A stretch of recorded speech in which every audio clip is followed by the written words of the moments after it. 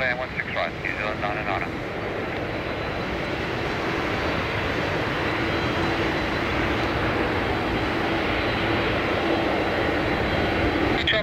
broadcast current arrival wind shear, loss of 15 knots at 400 feet by 747, 5 minutes ago, and the departure course, plus minus 10 knots between 100 and 200 feet, 747 reported about 3 minutes ago.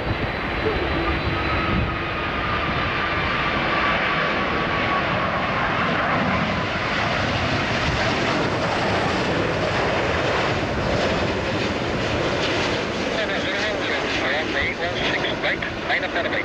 Line up and wait, 16 right, Air Canada 010.